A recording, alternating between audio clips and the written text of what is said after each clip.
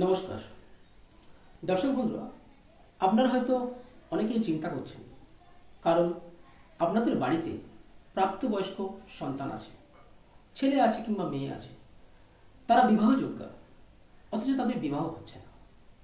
আপনারা অনেক পণ্ডিতকে দেখিয়েছেন, অনেক রেমেডি ধারণ করেছেন, অথচ দেখছেন তাও বিয়ে ঠিক হচ্ছে না, অথবা লাস্ট মোমেন্টে এসে বিয়ে ভেঙে যাচ্ছে। এসবের কারণ কি? আপনারা একবার বাস্তুর দিকটা খেয়াল করুন। আপনার বাস্তুতে দেখুন আপনার সন্তানের বিছানাটা নর্থ ইস্ট বা নর্থ ইস্টে আছে কিনা।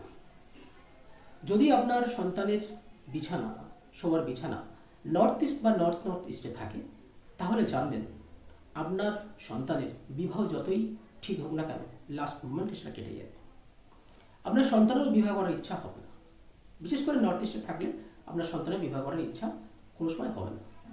সুতরাং আপনারা আপনাদের সন্তানের বিছানাটা অবশ্যই করে নর্থ ওয়েস্টে ঠিক করুন।